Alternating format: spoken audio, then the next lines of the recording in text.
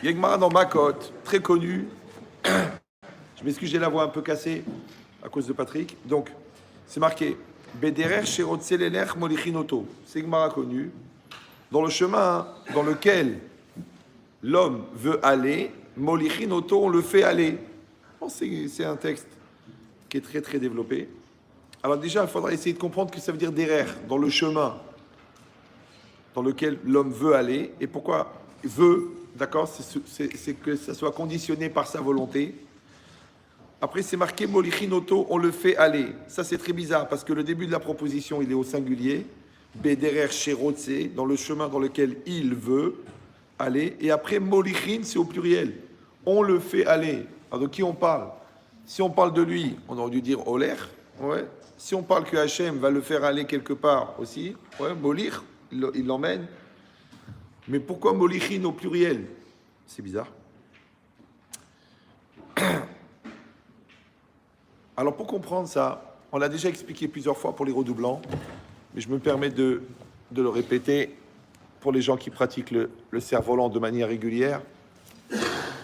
C'est que le mot derer, un chemin, c'est pas comme une rue, oui, ou comme une route, ou comme une autoroute. Le chemin, c'est une trajectoire virtuelle. Comme la Torah, elle s'appelle Aderer, c'est le chemin. Chacun dans sa vie, il a des chemins. Selon ton éducation, selon ta sensibilité, selon ton intelligence, tu vas te fixer des chemins. On appelle ça des feuilles de route aujourd'hui, oui, une trajectoire. Et après, on essaye de s'inscrire dans cette trajectoire. Ça s'appelle Assam Derachav, celui qui pose ses chemins. Maintenant, si quelqu'un n'arrive pas à projeter, quelqu'un ne fabrique pas ce chemin virtuel, alors il passe sa vie à s'étonner, ça lui tombe de... Il ne comprend pas ce qui lui arrive, il ne sait pas pourquoi, tout est mélangé. En vérité, parce qu'il n'a pas projeté, il n'a pas réfléchi à l'avance, il n'a pas prévu comment est-ce que les choses doivent se passer.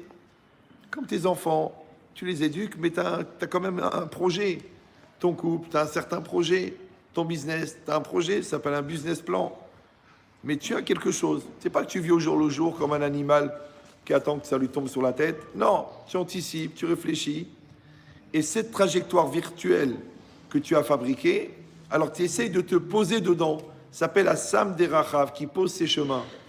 De la manière, c'est marqué Bechol Derachecha Daïou, dans tous tes chemins Daïou. Daïou, c'est pas une marque de voiture, ça n'a rien à voir. Daïou, ça veut dire connais-le. Il s'agit de qui? Il s'agit de Dieu. Ça veut dire que quel que soit le chemin que tu vas choisir, oui, eh ben il faut introduire Dieu à l'intérieur. Maintenant, tu dis, oui, mais comment je fais si je ne suis pas croyant? Oh, bah, tu mets une énergie universelle, ou je ne sais pas moi, ou tu mets l'intrinsèque moelle de l'essence de l'être, ou tu mets un esprit positif qui existe dans le monde, ou une dimension intercosmique. Appelle-le comme tu veux, c'est pas très grave, le mot, la dénomination n'est pas très grave. C'est juste que tu réussis à faire qu'il y a une référence plus grande que toi, en dehors de toi, qui va t'aider à fonctionner. Parce que quand l'homme est la référence, il parle de lui à lui, il commence à avoir des problèmes. Vous me suivez ou non? Regardez Poutine, il a des problèmes parce qu'il parle de lui à lui. Shalom Aleichem. Mehila.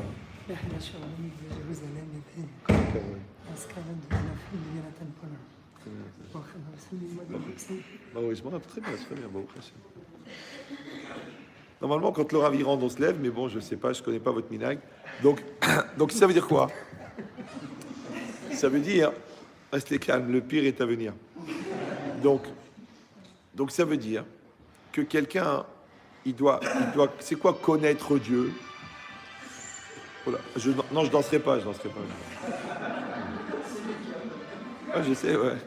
Donc, c'est quoi la da'at? Savoir. Alors, quand c'est marqué « Ve Adam yada et Rava », Adam a connu sa femme. Là-bas, on parle de quoi? Eh bien, qu'il a eu des relations intimes avec sa femme. Il dit le Maharal, mais pourquoi est-ce qu'on emploie ce langage de Yedi'a? Ouais.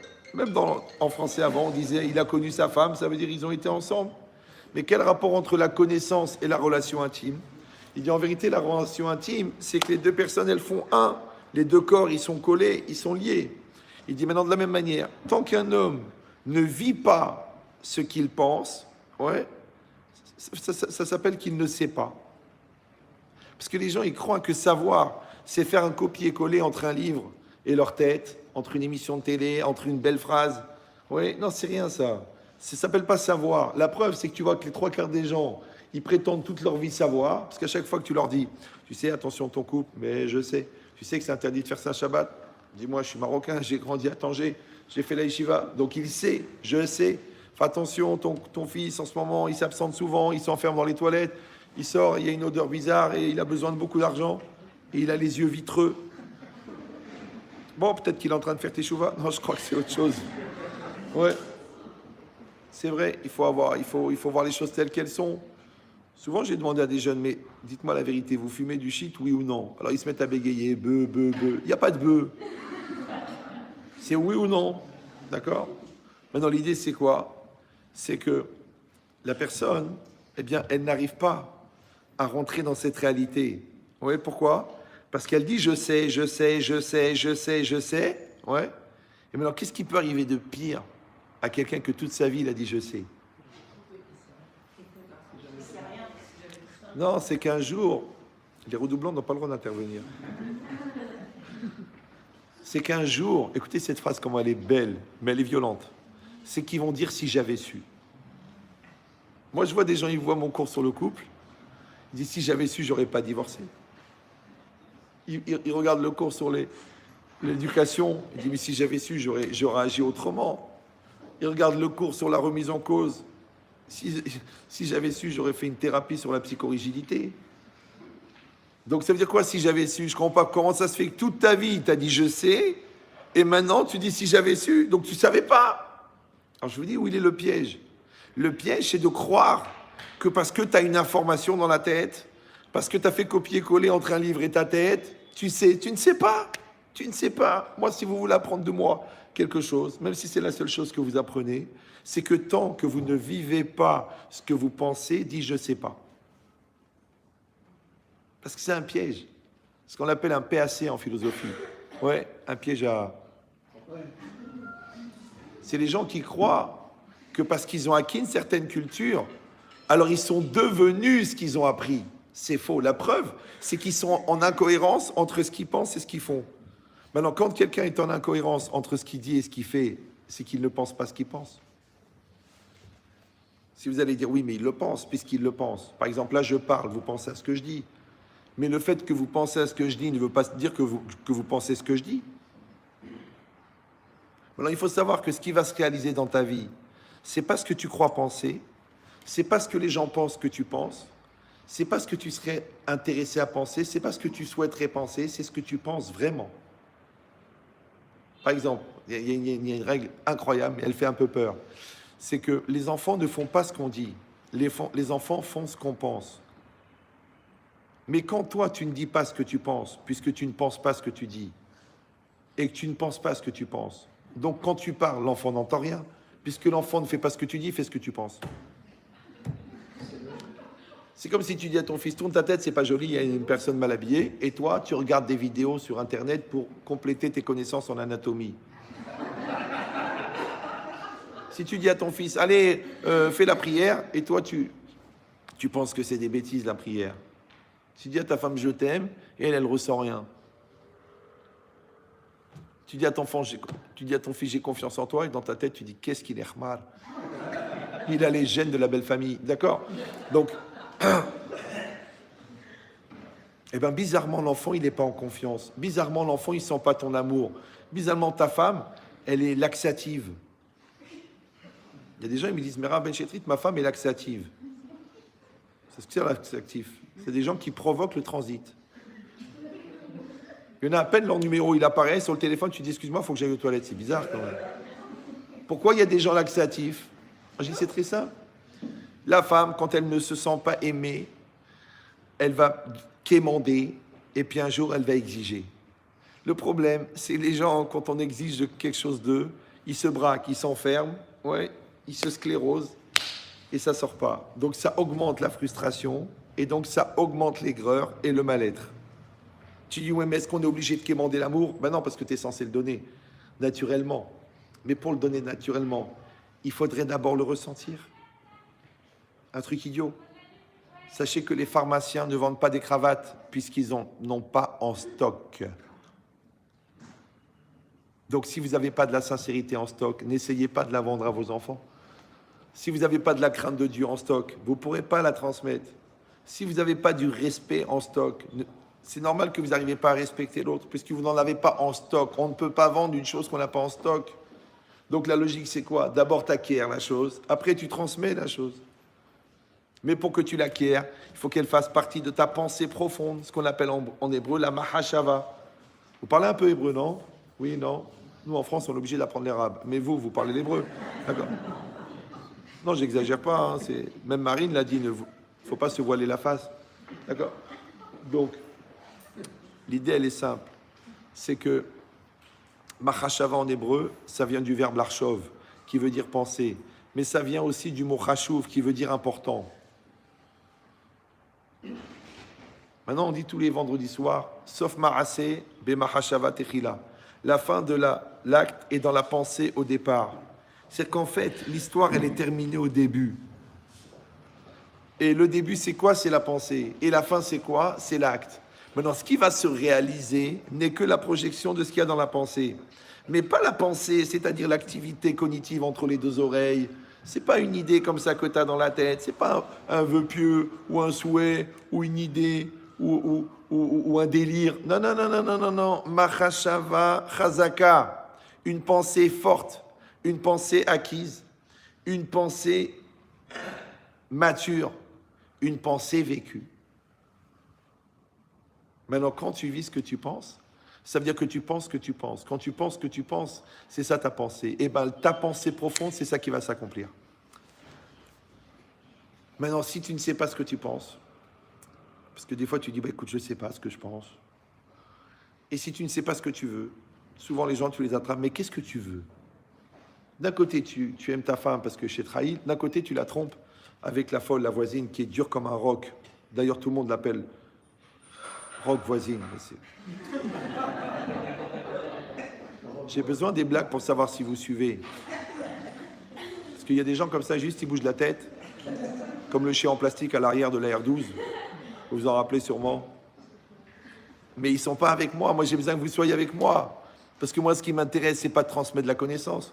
Puisqu'avec un CD, avec deux, à la limite, ça pourrait être mortel, des CD. Non.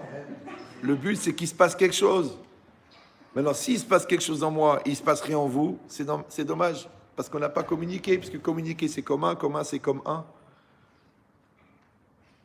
Mais s'il y a un discours d'un côté et des oreilles de l'autre, c'est dommage. Il manque le principal, c'est-à-dire l'aventure émotionnelle qui se passe en vous, le parcours psychologique que vous faites avec moi, pour que si Dieu veut, en sortant, vous êtes d'autres personnes. Si vous êtes les mêmes, la vérité, ça ne vaut pas la peine.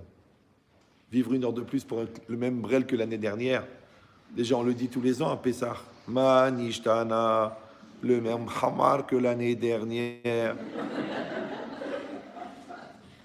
C'est pour ça qu'on donne toujours aux plus jeunes. Lucien, 32 ans, célibataire. Tu le regardes, tu dis, celui-là vraiment, Loïchtane, il n'a pas changé. Ouais, donc c'est ça l'idée. Maintenant, quand vous comprenez ça, donc en fait, un homme, toute sa vie, fabrique sa mahashava. Comme si vous voulez ou non. C'est-à-dire, tu vas inscrire, par exemple, tu vas pratiquer l'amour avec ton conjoint pour que ton conjoint, il rentre dans ta mahashava. Ce qui fait qu'à la fin, vous vous regardez, la communication, elle passe. Ouais. Toi, tu es au travail à Shanghai, tu es stressé, et elle n'arrive pas à dormir. Pourquoi? Parce que vous êtes sur la même longueur d'onde. Parce que les corps, ils sont séparés, mais les mahashavot, les pensées ne sont pas séparées. C'est plus puissant que le Wi-Fi. C'est pas du 5G, c'est du 32G. Il y en a même qui l'ont atteint, ce qu'on appelle le point. Bon, c'est pas grave. D'accord. Donc, si vous comprenez ça, ouais, si vous comprenez ça, ça veut dire qu'il faut fabriquer cette mahashava. Maintenant, dans la rue, on appelle ça la puissance de conviction. Chez les tzadikim, on appelle ça le da'at Torah. Ouais. Mais il faut réussir à le vivre. Parce que sinon, en vérité, de vous à moi, est-ce que la vie, elle vaut la peine d'être vécue? Tu manges, tu dors, tu digères, tu vieillis. À quoi ça sert? Ouais, le principal, c'est d'essayer de vivre quelque chose d'essentiel. Et l'essentiel, c'est l'essence du ciel. Et l'essence du ciel, c'est le bon Dieu. Non, restez calme. Faut pas applaudir parce qu'après ça fait spectacle. Michel Boujna, il a dit si Ben Chetrit, il fait des spectacles, nous on va vendre les tickets. Donc je me retiens pour leur laisser un peu de boulot. Donc qu'est-ce qu'on est en train de dire? On est en train de dire une chose incroyable. C'est qu'un homme, toute sa vie, il fabrique sa mahashava. Maintenant, nous, on croit qu'on vit des choses, ouais, et qu'on essaie de les imprégner de notre pensée. En vérité, c'est l'inverse. En vérité, en vivant des choses, tu fabriques ta pensée. Après, évidemment que par effet miroir, ta pensée va se réaliser. Vous me suivez ou non? Parce que convaincu, convaincant, pas convaincu, pas convaincant. Après, tu dis, mais je comprends pas, le produit, il est bon, le briefing, il est super, le développement, les prévisionnels de la société, mais il manque le principal, Baba. Il manque toi. Donc, il manque le convaincu. Toute la vie, c'est pareil. C'est comme si le Rav, il connaît toute la Torah, mais il n'est pas pédagogue. Ben, ça passe pas. Parce qu'il manque le principal. Comment il va faire? Donc, si vous comprenez ça, donc ça veut dire que ce derrière, ce chemin, ouais, on a dit derrière chez Rotse, ce chemin qui va être la feuille de route que tu dois avoir, que tu vas créer avec toute la Torah que tu vas étudier, avec la réflexion que tu vas avoir, avec l'éducation que tu as reçue, avec les principes, même génétiques que tu reçois de tes parents, parce que tu es comme tu es, comment tu as été conçu. Donc cette logique s'appelle le derrière. Maintenant, c'est marqué derrière chez Rotse, l'éler. Ah, le mot ratson, c'est un mot. Malheureusement, il aurait fallu qu'on passe 8 ou 9 mois ensemble pour que j'essaie de vous expliquer. Parce que Rav Dessler, il dit toujours ratson à Adam ou Maoto. La volonté de l'homme, c'est ça son essence. Nous, on croit que la volonté, c'est un des éléments qui constituent la personnalité. Alors qu'en vérité, c'est l'inverse. C'est tout l'homme, ça n'est qu'une volonté. Tu crois qu'il y a un corps? Non, ça c'est de la viande, c'est un outil. Quelqu'un qui a eu le bras coupé, on lui met une prothèse. Est-ce qu'il est la même personne? Bah oui, parce que c'est la volonté qui fait fonctionner la prothèse. Donc en vérité, il est défini par sa volonté. Ah, tu dis, mais non, un homme, il est défini par ses actes. Mais les actes, c'est quoi? C'est l'expression de la volonté. La preuve, c'est que Ratson, parce que l'ensemble de ses actes forme ce qu'on appelle le nom. Le nom, c'est quoi? C'est la réputation. Maintenant, comment tu définis quelqu'un? Bah, par rapport à l'image formée, par l'ensemble des actes perçus. Ça s'appelle une réputation. Tov Shem Ishemen Tov. C'est mieux un bon nom que une bonne huile. Ça veut dire quelqu'un qui a beaucoup d'argent mais qui a une mauvaise réputation. Ouais, il aura moins de valeur que quelqu'un qui a une bonne réputation et qui n'a pas assez d'argent. Parce que celui-là, tu vas lui prêter celui-là, puisqu'il a une bonne réputation. Donc vous comprenez ici que le nom, ça représente l'ensemble des actes perçus. Ok. Et Shemo, en hébreu, c'est la même gematria que Ratson. Ratson, c'est la volonté. D'accord? On sait que la gematria, la valeur numérique, c'est l'essence des choses, parce que tout est numérique. D'ailleurs, les mathématiques, c'est une numérisation de la réalité. Maintenant, c'est intéressant. Donc, Shemo, son nom, donc c'est l'image perçue, c'est la même valeur numérique que Ratson, qui est la volonté, et Ratson, c'est la même valeur numérique que Mekor. Mekor, c'est la source. Donc, la source de quelqu'un, en vérité, c'est sa volonté. Alors, je m'excuse pour les gens qui l'ont déjà entendu, mais c'est pas grave, parce que moi-même, j'assiste à tous mes cours. J'ai jamais compris pourquoi les gens rigolent quand je dis ça. Est-ce que j'ai une tronche à dire des lourdeurs, franchement? Quand j'ai dit que j'assiste au cours, ça veut dire que je refais le cours avec vous. Je le réfléchis. Donc, imagine quand je l'ai fait 1000 fois, le niveau de recul que j'ai par rapport à l'information que vous entendez pour la première. Mais non, c'est pas très grave que vous l'entendez pour la première. Parce que moi, ma maturation de l'idée, elle est transmise puisqu'on transmet ce qu'on a ou on transmet ce qu'on est. On transmet ce qu'on est. C'est pour ça que le nez est tellement important chez nous. Et ce qu'on est, c'est ce qu'on est devenu. Donc la maturation de l'information qui forme l'essence profonde de mon être, c'est ça que vous captez quand je parle. Et le bruit que je fais avec ma bouche, c'est juste un support qui vous permet de rester concentré sur ça plutôt que de penser à autre chose. Donc en vérité, la compréhension, ouais, quand tu dis j'ai compris, comprendre, ça s'écrit comprendre, avec un M. Si vous écrivez avec un N, ça change complètement le sens. Sans vous prendre pour quoi que ce soit. Donc si comprendre, c'est comprendre, et prendre, c'est saisir. Maintenant, vous pouvez me dire comment vous allez saisir le fil de ma pensée. Ça s'appelle la concentration. C'est-à-dire, vous êtes à 100% sur ce que j'essaie de dire, et moi, je suis à 100% sur la volonté de le dire. La rencontre entre ces deux 100%, ça crée un pont invisible qu'on appelle vulgairement la communication. Alors, il faut savoir que d'après les grands chercheurs en communication, 93% de la communication ne passe pas par le message émis. C'est-à-dire qu'il y a 7%, c'est les mots, c'est l'articulation des mots, c'est la syntaxe, c'est le sens donné, et 93%, c'est pas ça. Alors c'est quoi? Et qu'est-ce qu'on va faire avec ce grand joueur de poker là, qui a écrit le discours de la méthode? Comment il s'appelait? Descartes. Vous avez un taux de réactivité qui est très proche du coma. Je ne sais pas si l'altitude ou la moyenne d'âge. Vous savez que le cerveau n'est pas une extension de l'estomac. Non, parce qu'il y en a qui croient que quand il gère. Non, tu digères. Ce qu'il faut, c'est que tu gères, pas que tu digères. Donc il faut donner une priorité à l'activité intellectuelle. Et c'est ça, l'orientation du sang. Si tu envoies le sang vers le cerveau, tu fais fonctionner le cerveau. Si tu l'envoies vers l'estomac, tu digères. C'est juste une réorientation des cellules. Ouais. Donc si vous comprenez ça, maintenant que vous et moi, on est en train de parler. D'accord? Donc il y a une volonté d'exprimer quelque chose et il y a une volonté d'écouter. C'est cette volonté commune. C'est que si moi je suis intéressant, vous êtes intéressé. Vous me suivez ou non? Mais maintenant, pour que moi je sois intéressant, il faut que je sois intéressé. Pour que je sois intéressé, il faut que je porte de l'intérêt à ce que je dis. Maintenant, le fait que je sois intéressé génère chez vous l'intérêt à vous intéresser à ce qui est intéressant chez moi. C'est toujours ça. Bon, je vais vous dire dans les mots de la Torah, il dit le Rav Simcha Zissel, Ikar pnimiyut divrei harav ena nishmarin ela le talmid achafez beyoter nishmoa. Est-ce que je dois traduire ou... Non, je signale pour les absents qu'on est en direct de Tel Aviv.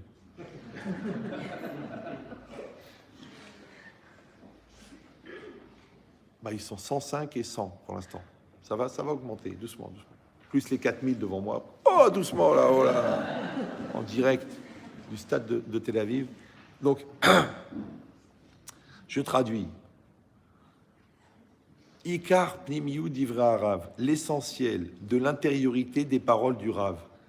Donc, il y a les paroles du Rav, il y a l'intériorité des paroles du Rav, et après, il y a l'essence de l'intériorité. Je ne sais pas si vous... On est très loin à l'intérieur. Ouais.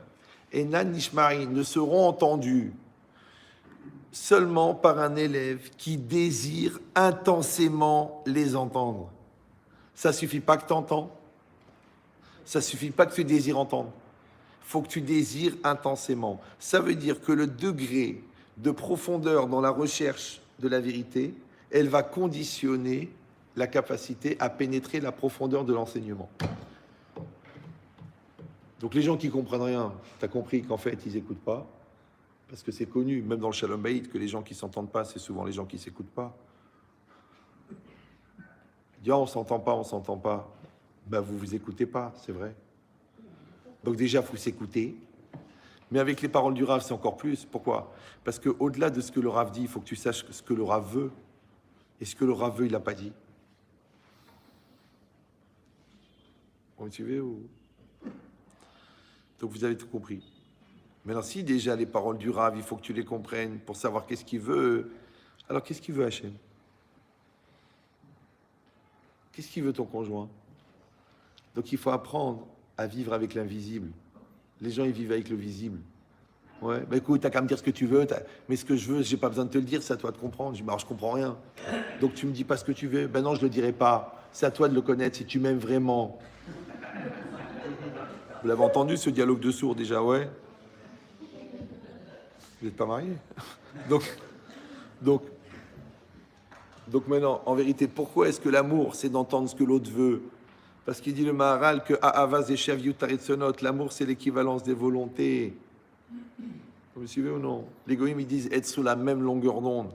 C'est-à-dire, toi, tu penses à quelque chose, l'autre, il pense à la même chose. Toi, tu penses à quelqu'un, il t'appelle au téléphone. Toi, t'es mal, l'autre, il est mal.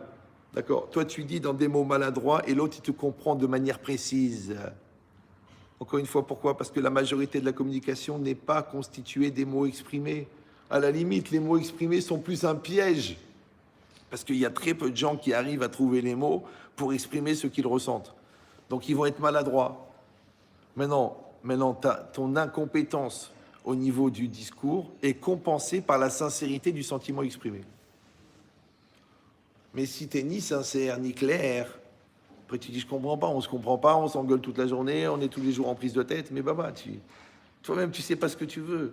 Ouais, tu veux le shalom bayit et tu t'arrêtes pas d'embêter l'autre. Tu veux la vérité, t'arrêtes pas de mentir. Tu veux la confiance, t'arrêtes pas de voler. Mais à un moment, il faut être cohérent. Il faut que ton être intérieur et ton être extérieur soient les mêmes. Comment on appelle ça en français? Être soi-même. Soi-même, c'est le même que soi. Mais si tu as un gars dedans, un gars dehors, c'est embêtant. Ça marche pas. Regardez, je vais vous dire juste un truc. C'est pas dans le sujet, mais comme vous avez pris un forfait limité, comment on appelle le malaise développé par la différence entre la personne que tu devrais être et la personne que tu es? Arrêtez les redoublants. Laissez les gens réfléchir. Je répète ou non? Comment on appelle en français le malaise développé par la différence entre la personne que tu es censé être et la personne que tu es? Mais ce mal-être, comment il s'appelle en français? Vous le côtoyez tous les jours, vous devez le connaître. Il s'appelle le stress. C'est ça le stress. Le stress, c'est le malaise développé par la différence entre la personne que tu es censé être. Parce que tu as 40 ans, tu as une épreuve de 40 ans, mais à l'intérieur, tu as 17 ans. Donc la distance entre la personne que tu devrais être et la personne que tu es crée du stress.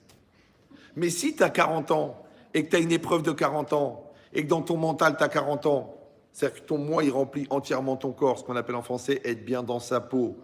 Donc toi, tu es en accord avec ta peau, elle est en accord avec ta réalité, donc toi, tu es en accord avec ta réalité, ça se passe très bien. Ah, mais c'est pas évident. Tu fais l'enfant, tu te conduis comme une gamine, tu as réagi dans la fuite, tu es une savonnette, tu glisses de partout, tu n'es pas là quand on a besoin de toi, tu trouves des mots, tu transfères la culpabilité, tu transfères la responsabilité, et surtout, tu n'es pas toi-même. Pérabotaï, de vous à moi, ne le prenez pas mal. Mais la vie, elle commence quand tu es toi-même. Parce qu'avant, quand tu n'es pas toi-même, tu es qui? Rappelez-vous que le mot personne en français veut dire personne et veut dire personne. Donc si tu n'es pas devenu une personne, ne t'étonne pas que les gens te considèrent comme personne. Mais toi, tu exiges le respect qui est dû à la personne, alors qu'au fond, tu sais que tu es personne. Même ton nom est personne. On va pas en faire un western. Maintenant, la seule manière de ne plus être personne, c'est d'être quelqu'un. Quelqu'un, c'est quoi? C'est unique. Donc, quand toi, tu vas développer et exprimer ton côté unique, tu deviens quelqu'un. Maintenant, si ton côté unique, tu ne le connais pas et que tu ne le développes pas, automatiquement, tu n'es pas quelqu'un. Quand tu n'es pas quelqu'un, tu es onc.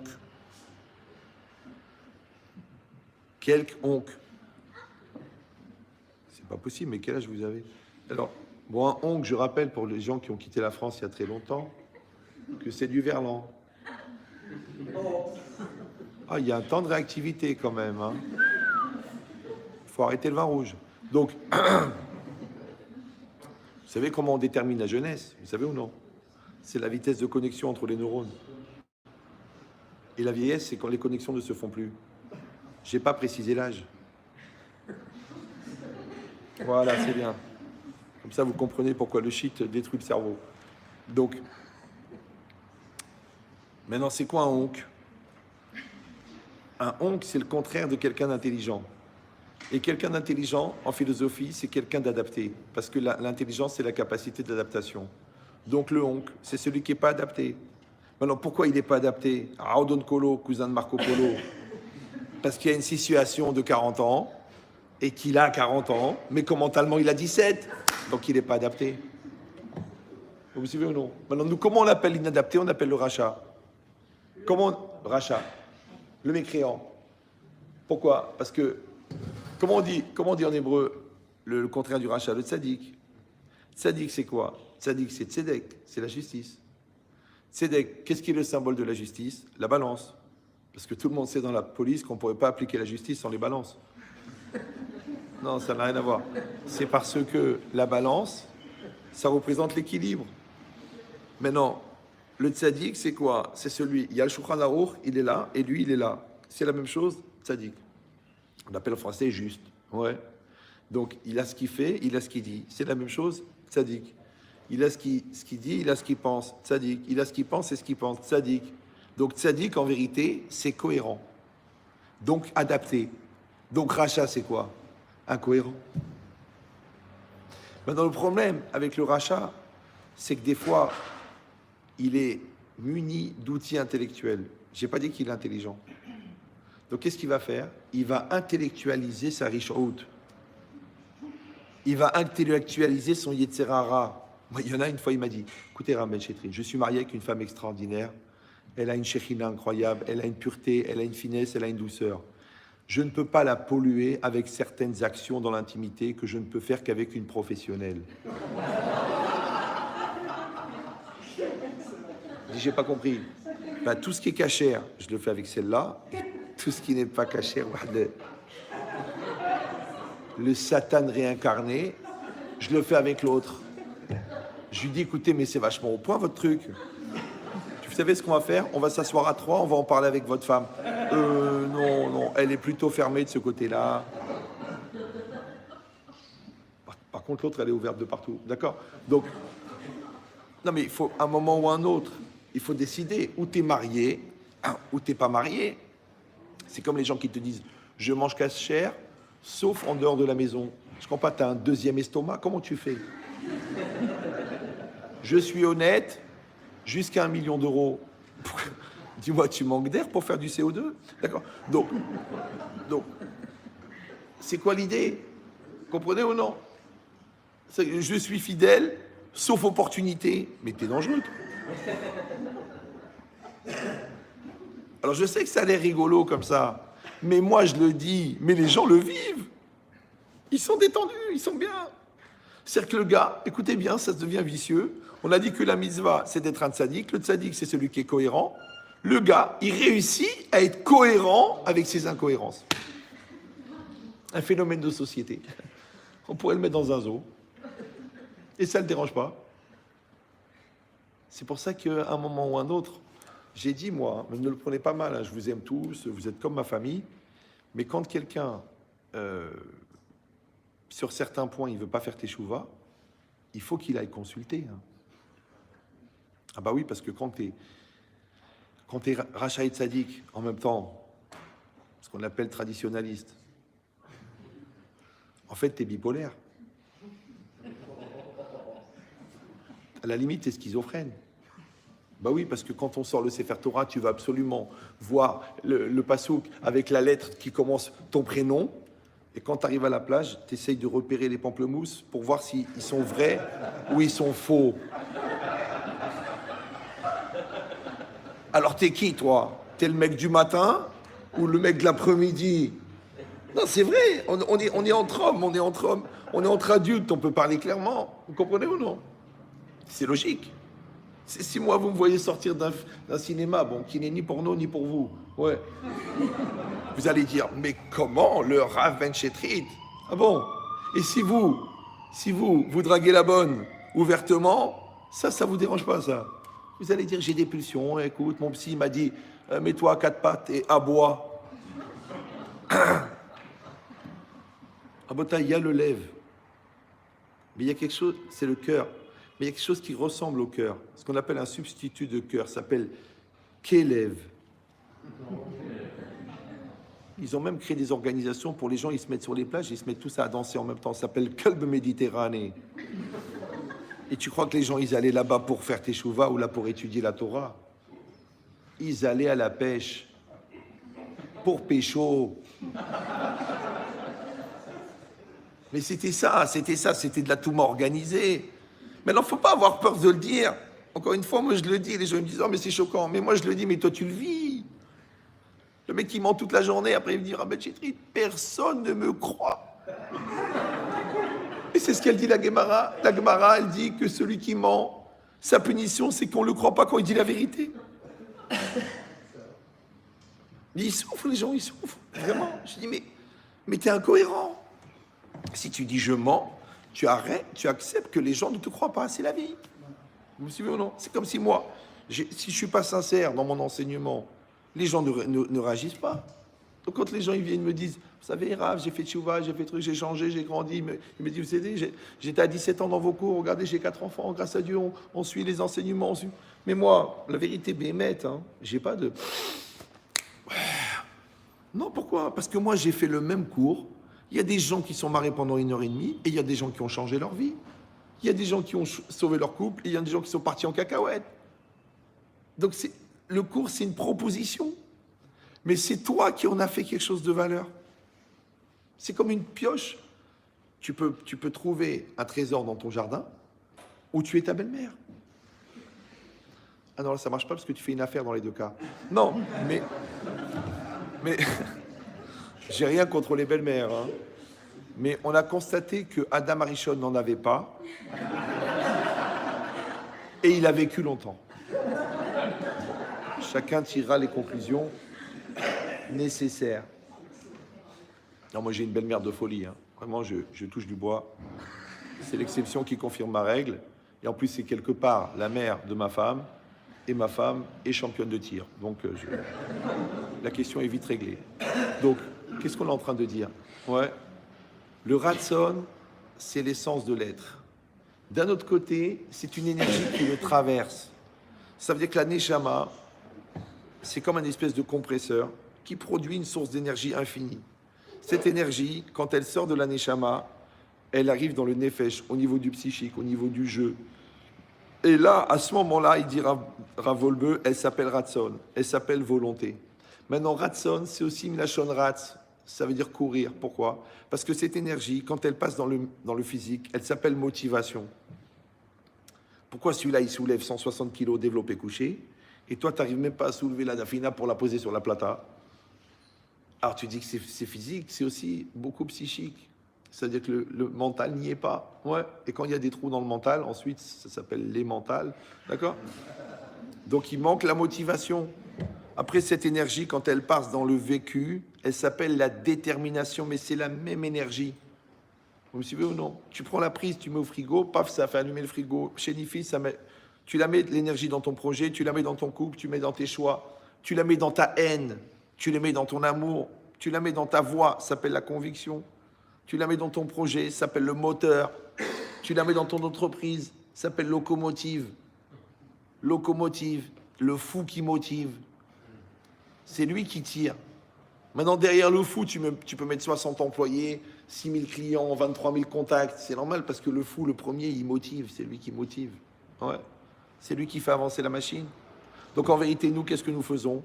Nous ne faisons qu'orienter une énergie divine qui sort de notre Neshama. Maintenant, cette énergie, comme elle vient de la Neshama, par définition, elle est infinie, comme la Neshama. C'est pour ça que tous les ans, on réimprime le livre des records. Parce que l'homme, il est fini. D'ailleurs, son deuxième prénom, c'est Capri, d'accord? Donc l'homme est fini. Ça va? Mais la volonté, elle est infinie. Donc quand tu dis « je veux », il y a une espèce de paradoxe. Parce que le jeu, il est fini, et le vœu, il est infini.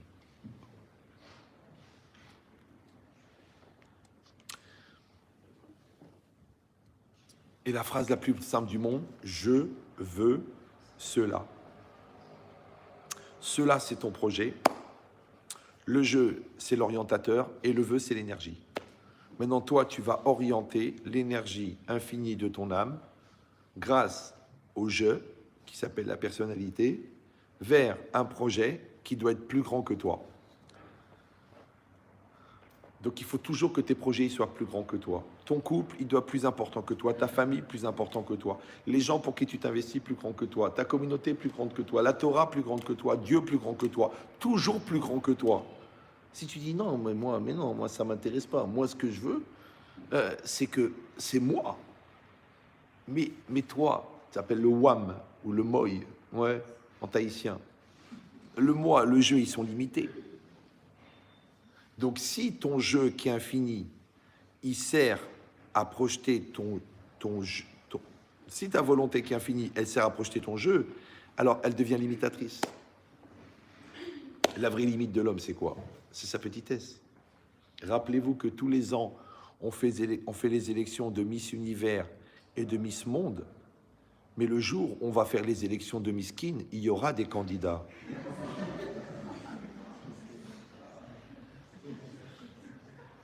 Maintenant, si toi tu t'oublies devant ton projet, ce qu'on appelle être idéaliste, si toi tu t'oublies devant ton couple il va durer. Mais si tu conditionnes ton couple à cause de ton moi, parce que moi je veux, moi j'ai besoin, moi je crois, moi je dois, moi je truc, ton moi il est limité, Bob. Et ce qui est limité, c'est un début, et tout ce qu'un début a une fin. Donc qu'est-ce qu'on dit en français? Oublie-toi.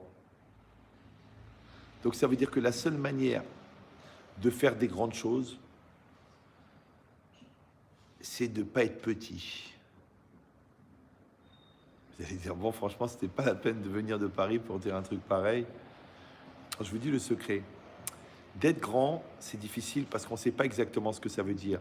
Mais d'être petit, tout le monde le sait parce qu'il y a un ressenti de petitesse. Maintenant, c'est plus facile, attention, de vous éloigner de ce que vous connaissez, la petitesse, que d'aller vers ce que vous ne connaissez pas, la grandeur. Ça va toujours? Mais comme c'est des choses qui sont à l'opposé, donc quand tu t'éloignes du nord, en général, tu te rapproches du sud. Quand tu t'éloignes du bas, tu te rapproches du haut. Donc quand tu t'éloignes du nul, tu te rapproches du bon. Maintenant, d'être bon, c'est difficile. Parce que tu te dis, ah, c'est quoi bon? Déjà que je suis une vedette. D'accord? Mais nul, tu sais ce que ça veut dire. La Torah, elle dit la même chose. Ouais, elle dit, Le'olam ya'asok adam b'torah u'b'mitzvot shelo lishma shemitor shelo lishma balishma. D'abord, tu dois toujours faire les mitzvot shelo lishma, avec intérêt. Ouais. Et après, tu vas arriver au fait d'être désintéressé. Un enfant, quand il est petit, tu lui promets un VTT, tu lui donnes 5 euros s'il trouve un chidouche. S'il révise toutes ses mishnayot, tu lui donnes son shekel. Tu dis, mais c'est pas bien, il faut faire Ixo Lishem Shamaim. Les enfants, c'est bien, c'est une misva. Je vous ai pas dit jusqu'à quel âge. Ouais. Et après, il va passer au lishma. Parce que le jour, il va comprendre que l'idéal, il est plus important que l'intérêt, il aura grandi. Mais si quelqu'un commence par l'idéal, il va finir par l'intérêt. Donc un enfant, tu ne peux pas lui dire ah, fais-le pour Hachem, fais-le pour la Torah. Il ne comprend rien. Il est petit. C'est un espèce d'estomac qui marche. Tu vas lui poser des grandes idées. Non, tu lui donnes des habitudes. Tu installes des logiciels. Tu mets en place des éléments. Et après, lui, il va les utiliser à bon escient. Donc tu lui mets l'intelligence, la finesse, la douceur, la compréhension, la nuance, la remise en cause. Et après, il va se servir de tous ces outils-là pour faire quelque chose avec. Maintenant, pourquoi je vous parle d'éducation puisqu'on parlait de l'homme? Parce que, évidemment, tu as compris qu'il n'y a pas de différence entre éduquer l'enfant qui est devant toi et éduquer l'enfant qui est en toi. Si tu espères un jour devenir autre chose que ce que tu es. Donc, comment ça s'appelle ça? Rotse. On a dit Bederer chez Rotse. Ça veut dire qu'il faut qu'il y ait un chemin, il y ait une feuille de route, il y ait une projection, il y ait un idéal, il y a nous, on a le Shulchan Aruch, on a la Torah, donc on n'a pas de problème. Mais celui qui veut pas ça, eh ben, il faut qu'il trouve quelque chose, mais pas rien. Parce que si tu crois que M6 et C8 et des idées comme ça que tu as attrapées dans la rue, ouais, ils vont te donner un idéal de vie. Je vous rappelle que là-bas, de l'autre côté, ça fait 6000 ans qu'ils cherchent. Hein. Ils ont essayé le capitalisme, le communisme, le bouddhisme, le nudisme. Ça marche pas. Moi, la vérité, j'ai commencé à étudier la Torah vers l'âge de 20 ans. Avant ça, j'ai un peu réfléchi. Je n'étais pas complètement débile. Comme je l'ai dit souvent, je dictais des dissertes de philo au téléphone à des deuxième années d'Hippocagne. Donc, je n'étais pas débile. Au niveau équilibre psychologique, j'avais pas besoin. J'ai pas fait de tchouva parce que j'étais mal dans ma peau. On m'a pas convaincu parce que le convaincu, déjà, il peut s'écrire en 2 mots. Et le bourrage de crâne, bah, c'est pour celui qui a tellement rempli de bêtises qu'il n'y a plus de place, du coup, il faut bourrer. Le lavage de cerveau, c'est pour le mec qui a une tête tellement dégueulasse qu'on est obligé de la laver pour mettre quelque chose d'intéressant dedans. Donc, j'avais pas besoin de ça. C'est seulement que j'ai vu que Au bout de la philo, il y avait quelque chose de plus important. Et tu as deux solutions. Ou tu vas de l'homme à l'homme et tu risques d'être déçu, puisque même Aristote, il a dit « Faites ce que je dis, ne faites pas ce que je fais ». Ou alors tu penses qu'il y a quelque chose de supérieur. Maintenant, la chose supérieure, ce qui est extraordinaire, c'est que quand tu lui cours après, tu ne vas pas l'atteindre. Parce qu'il y en a qui ont essayé, ils ont eu des problèmes. Mais en tout cas, tu es sûr que tu vas aller au bout de toi-même. Vous me suivez ou non? Alors que quand toi, tu essayes de t'affilier ou de t'identifier à un humain, même si cet humain, il est génial, le maximum que tu peux devenir, c'est l'humain. Donc si tu as déifié Aristote, bah, tu peux devenir Aristote. Si tu as déifié Lévinas, tu deviendras Lévinas. Ouais. Mais l'intérêt, c'est pas de devenir Lévinas. Quelle est la différence entre un rave et un penseur? Bah, que le penseur, c'est une fin en soi. Tu arrives à lui, ça y est, tu as terminé. Le rave, c'est un chef de gare. Il dit, oh, faut continuer là. Avance, avance, avance. Va plus loin, va plus loin. Il y avait un très grand rave de la yeshiva de Mir, que vous n'avez pas connu sûrement, mais il a fait un shiur, il a fait un cours très très haut niveau, et il y a un élève qui est venu lui a posé une question. Il a dit, cet élève, il a mieux compris le cours que moi. Mais c'est lui qui a fait le cours. Comprenez ou non?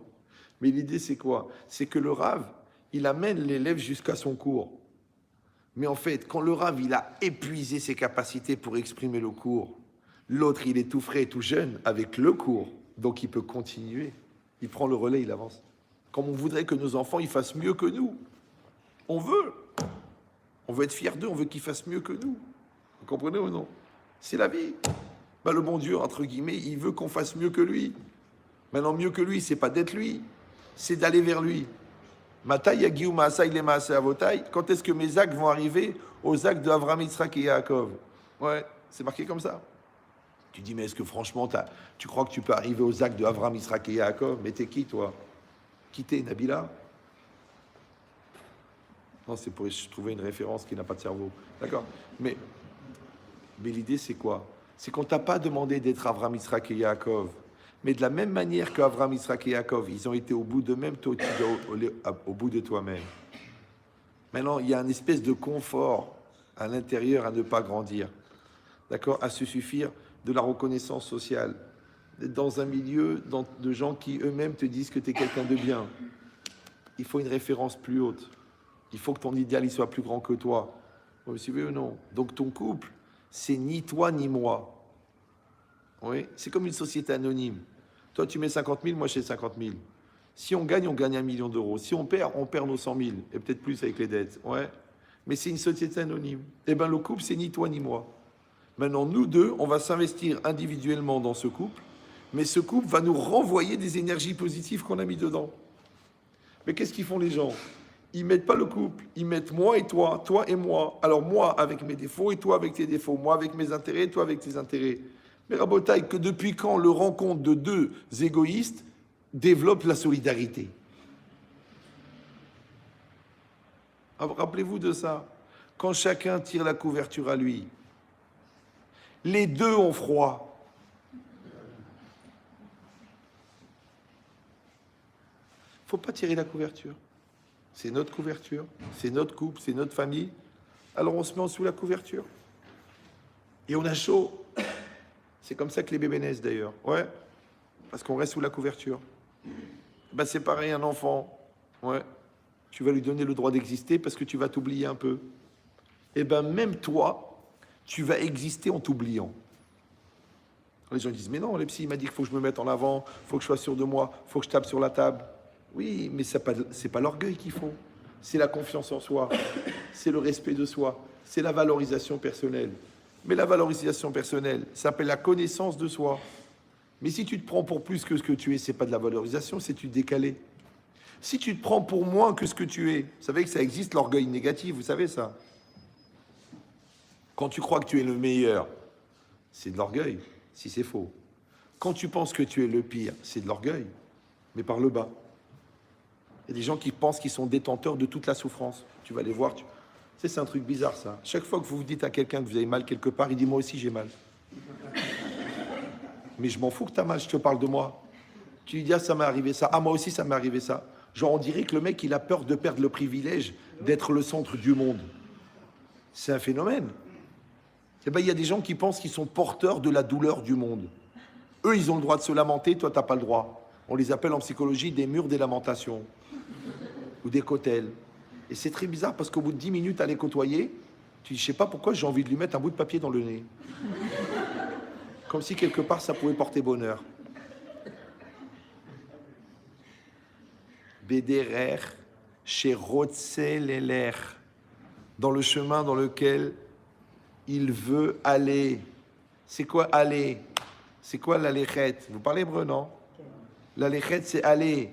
C'est un mouvement. Qu'est-ce qu'il a dit Einstein? Il a dit le secret de l'univers, c'est le mouvement.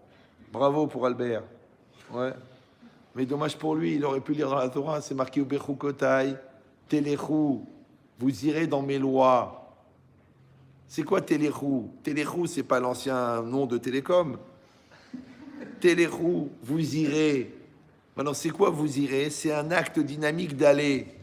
Or, c'est pas par hasard que Telechu, c'est quoi? C'est le verbe l'alechet. Et l'alechet, c'est aussi la même racine que halacha. Et c'est quoi la halacha, la loi? Tu peux me dire quel rapport entre la loi et le fait d'aller? Ben, c'est très simple. Parce que la loi, c'est la trajectoire de déplacement d'un juif. Un juif se déplace selon la halacha. Ah, tu vas me dire, mais j'ai pas besoin de la halacha. Moi, j'ai un cerveau, j'ai une agrégation de philosophie, où là, j'ai été licencié de toutes les facs de psycho. Ou alors j'ai un BEP de mécanique à l'Orte, l'Ainara, ouais. Ou alors j'ai eu mon CAP de coiffure, un peu tiré par les cheveux d'ailleurs, ouais. Mais c'est quoi l'idée? L'idée, c'est que tu peux avoir confiance que le bon Dieu, il est intelligent. Et que les gens qui ont appris vraiment la Torah à 100%, crois-moi qu'ils ont un QI qui est très très éloigné de l'oiseau. Le QI. Donc quand quelqu'un maintenant il réfléchit à ça, d'accord, Bechukotai telechu, vous irez dans mes lois. Vous irez. Donc il y a la loi et il y a le fait de te déplacer. Maintenant il y en a qui connaissent la loi, mais ils ne se déplacent pas. Ça s'appelle des cultivés. Il y a des gens qui ne connaissent pas la loi et qui se déplacent. Eux, ils se déplacent très vite parce qu'il n'y a rien qui les limite. Ils peuvent aller très vite. Ils n'ont aucune conscience, aucune connaissance. Non, il faut connaître la loi et se déplacer. Les deux en même temps. Bechukotai telechu. Maintenant, aller, vous avez compris, c'est un acte volontaire, conscient et dynamique. C'est quoi le contraire d'aller? Rester, reculer, stagner. Non. Le contraire d'aller, c'est laisser aller. Maintenant, laisser aller, c'est très vicieux. Ce qu'on appelle en français une illusion d'optique. Parce que quand tu vois le paysage défiler, tu as l'impression que tu te déplaces.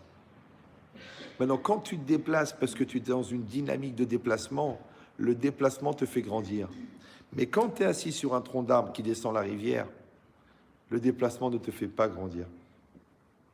Vous me suivez ou non?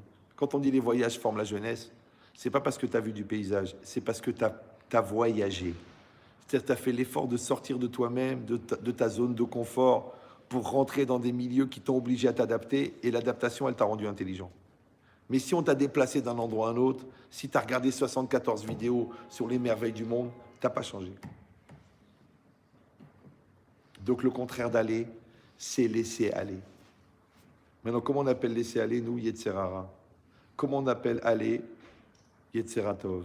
Quand toi, tu es en dynamique positive de faire, ça s'appelle aller. Je vais. Adam Oler, l'homme va. Ouais. Mais quand toi, tu te laisses aller, ça veut dire qu'il y a quelqu'un d'autre qui va à ta place. Alors, je vous rappelle la phrase, à l'époque, qui avait été dictée par Ben Chetrit, si vous l'avez connu. Il avait dit à l'époque, si tu es allongé à l'arrière d'une voiture et que la voiture avance, c'est qu'il y a quelqu'un d'autre qui conduit. Donc la vie, c'est le paysage, la voiture, c'est ton corps. Si ton corps, il fait des choses que tu ne voudrais pas faire, parce que là, il est 4h30 du matin, le gars, il est en train de te déshabiller, et toi, tu dis, je comprends pas, je suis marié, qu'est-ce que je fais là, puisque c'est pas mon mari.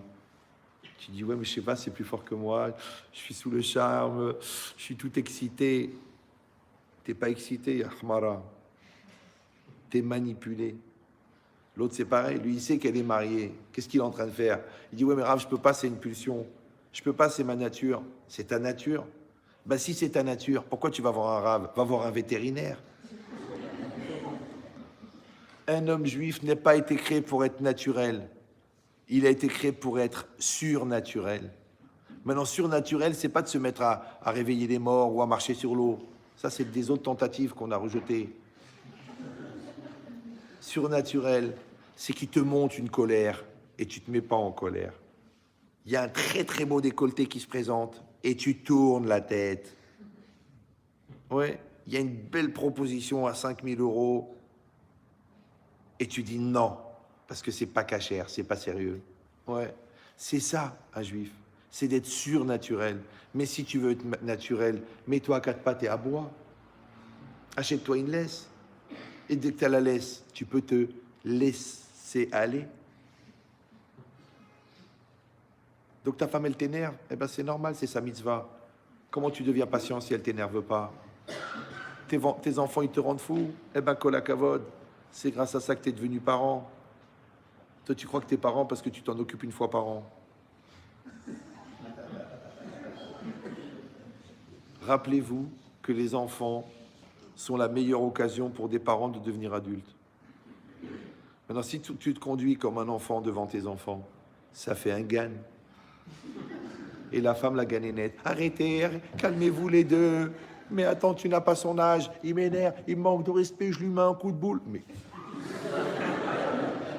Mais vous avez 25 ans de différence. Si tu dis lui qu'il il vit l'âge bête, donc toi, tu as le même âge que lui. Oui, mais il m'énerve. Mais s'il t'énerve, c'est qu'il atteint son système nerveux. Mais ton système nerveux, mon frère, il est dans ta peau, ta dignité, dans ta chair, tes midotes, dans ta structure mentale, ton squelette, et là-bas, il y a la moelle épinière. Tu peux m'expliquer comment le mec de l'extérieur, à 14 ans, il arrive à toucher ta moelle épinière? Ça veut dire que tu n'as pas de dignité, tu n'as pas de respect, tu n'as pas de midote, tu n'as pas de structure mentale. Tu ne serais pas un CON. Par hasard. Donc l'enfant, il t'oblige à grandir. Ta femme, elle t'oblige à grandir. Ton mari t'oblige à grandir. Comment un homme, il peut devenir généreux s'il n'a pas une femme qui dépense? On le dit. Ma très chère femme, très chère. Vous savez pourquoi est-ce qu'un homme, il gagne toujours le double de ce que sa femme dépense? Parce que quand elle lui dit les prix, elle lui dit la moitié du prix. Donc quand elle achète un tailleur en solde, Dior à 400 €, en fait, elle l'a payé 800. Mais elle dit qu'elle a payé 400. Je lui dis, quoi, t'as payé un tailleur Dior à 400 €? Il dit, mais il fallait acheter deux. Et elle dit, j'ai acheté deux.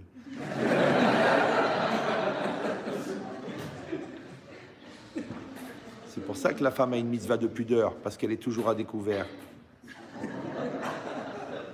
Puis c'est pas grave, parce que les dépenses de la femme, c'est la bracha du mari. Pourquoi tu vas gagner de l'argent s'il n'y a personne pour le dépenser? Ça ne veut pas dire que je vous encourage à le rendre cinglé. Surtout que les tabourets et les cordes sont en solde en ce moment. Mais l'idée, c'est quoi? C'est que le jour où tu as compris que l'autre, il est là pour te faire grandir, ouais, donc tu vas commencer à devenir adulte. Alors que quand tu penses que là, l'autre, il est là pour te faire, pour faciliter ton transit, donc tu fuis. Mais comme l'autre, c'est la seule occasion de grandir, donc quand tu fuis l'autre, tu grandis pas. Comme tu grandis pas, tu es inadapté. Quand tu es inadapté, tu souffres de plus en plus.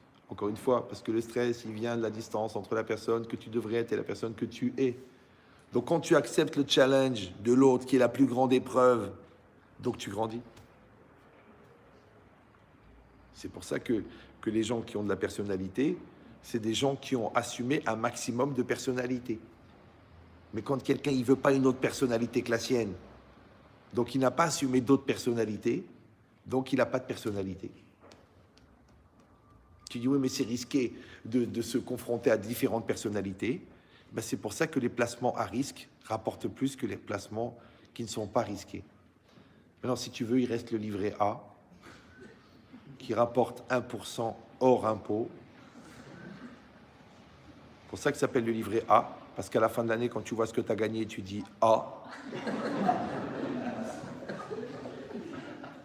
Au début, ça s'appelait le livret Khelet. Mais personne ne voulait adhérer. Alors ils l'ont appelé le livret A.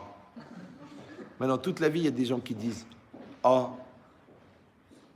Ils viennent chez moi, Ahmed Chetrit, je divorce dans 10 jours. Qu'est-ce que vous pouvez faire pour moi? Je dis 10 jours, mais depuis quand tu es marié? 14 ans. 14 ans, tu divorces dans 10 jours, tu viens maintenant. Mais pendant les 10 ans, tu as fait de la communication, tu as fait de la solidarité, tu as fait de la proximité, tu as fait de l'amour, tu as fait de la reconnaissance, tu as fait de la bonté. Ah non, non, rien du tout, non, non. Il me dit, mais qu'est-ce que la Torah a prévu? Répète après moi. Idgadal, Vidkadash. C'est que les gens sont fous. Moi, je n'ai pas dit que tout le monde doit être religieux, mais personne ne doit être débile. Parce que si c'était une mitzvah des débiles, crois-moi que ça serait la plus grande chassidoute du monde.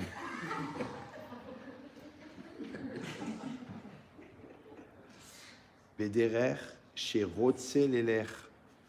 Dans le chemin dans lequel tu veux aller, tous les éléments, ils sont marqués. Le derer, on a dit la trajectoire virtuelle qui est inscrite en toi, ouais, et qui est recommandée par la Torah. Ratson, c'est l'énergie que tu vas mettre dedans pour alimenter le mouvement. Sheo, ça c'est Rotse. L'éler, qu'il est dans le mouvement. Ne jamais arrêter le mouvement. Même les médecins, ils vous le disent. Les 3/4 des maladies que vous avez, ça vient du fait que vous êtes sédentaire. Tu bouges pas, tu fais pas de sport, tu bouges pas dans ta tête, tu deviens dépressif. Tu bouges pas dans ton corps, tu fais du cholestérol, tu fais du gras, tu fais de l'hypertension, parce que tu bouges pas. Maintenant, si déjà le corps, il doit bouger, et Calvachomer, le cerveau, il doit bouger. Si le cerveau, il doit bouger, Calvachomer, ta neshama, il doit bouger. Bouge dans les jambes. Vous savez que l'homme, c'est le seul animal, ou c'est le seul être pensant qui croit que quand il réfléchit, le monde l'attend. Si vous avez observé un peu, vous regardez par terre, les fourmis, d'accord, l'herbe, elle pousse, les arbres, ils se développent, les animaux, ils courent, la mer, elle envoie des vagues, le vent, il avance, la falaise, elle tombe en morceaux, la mer, elle fabrique du sable en cassant des cailloux. Tout l'univers bouge, il n'y a que l'homme qui s'arrête. Genre le penseur. Genre il réfléchit celui-là. Excuse-moi, hein.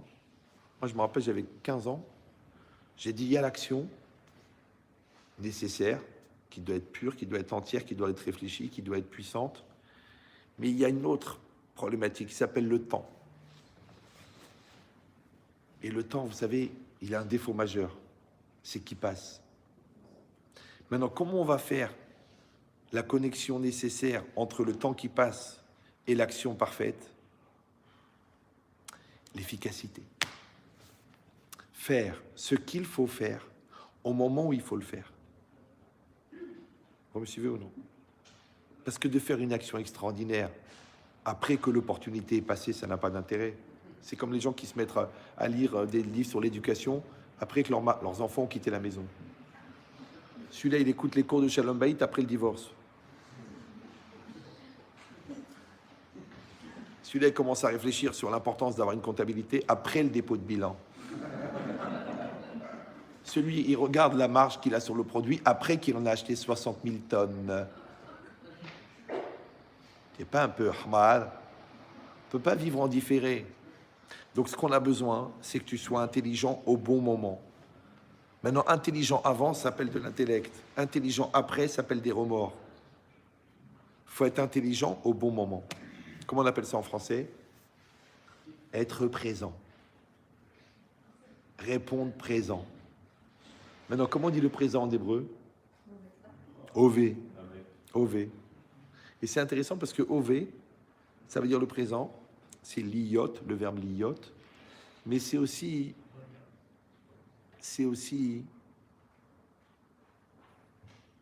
le verbe être.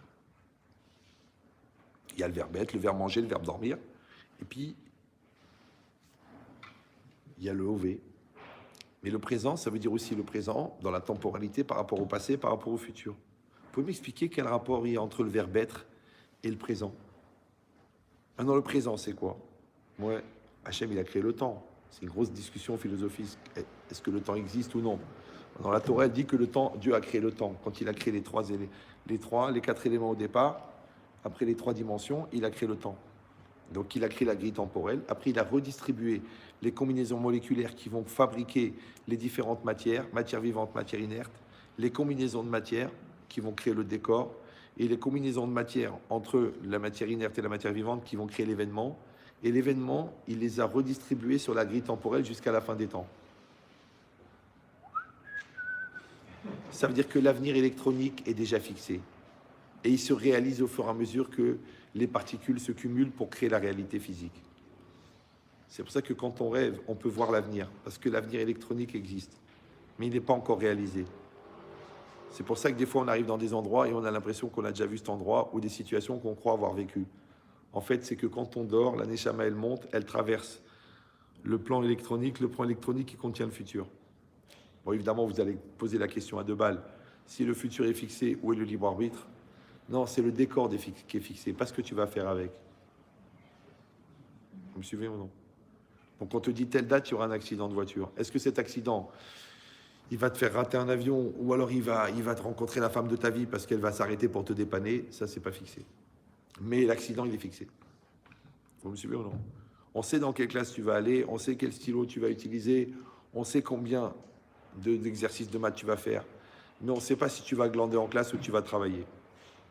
On sait la femme que tu vas épouser, mais on ne sait pas si tu vas faire du shalom bayit ou tu vas faire l'umshen. C'est ton libre arbitre. Donc le décor, il est posé, mais l'utilisation du décor n'est pas posée. Ça s'appelle la kol bidei shamaim chutz mirat shamaim. Donc les gens qui s'interrogent sur la gravité et la perversion de la notion de déterminisme dans la religion, il ferait mieux de se demander comment ça se fait qu'à la naissance déjà, on porte les cellules cancérigènes qui amèneront notre mort. S'il n'y a pas de déterminisme. Vous comprenez ou non? Maintenant, ces cellules cancérigènes, elles sont là. Elles sont en sommeil. Soit elles se déclenchent parce que c'est le moment, soit elles se déclenchent parce que dans l'univers cosmique, il y a une homogénéité de redistribution des événements qui crée la mort et la vie. Ça s'appelle la physique quantique. Ouais. Soit parce que le bon Dieu, il a décidé que c'est le moment. Mais en tout cas, elles sont là. Ah, j'ai oublié aussi que ton angoisse, ta remma et ton stress, ils peuvent déclencher la cellule cancérigène. Parce que peut-être que tu l'aimes trop, parce que tu l'aimes à mourir. D'ailleurs, tu le cries la nuit, je l'aime à mourir, et il est mort. Donc qu'est-ce qu'on est en train de dire?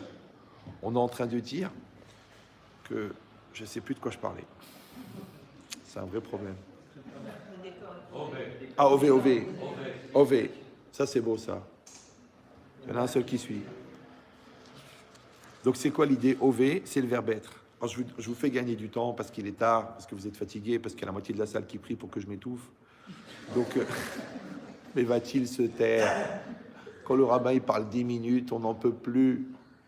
N'oubliez pas qu'au Lamaba, les cours durent 1000 ans. Donc, si tu dis, mais j'en peux plus, je vais mourir, tu dis, c'est trop tard, c'est déjà fait. C'est pas grave.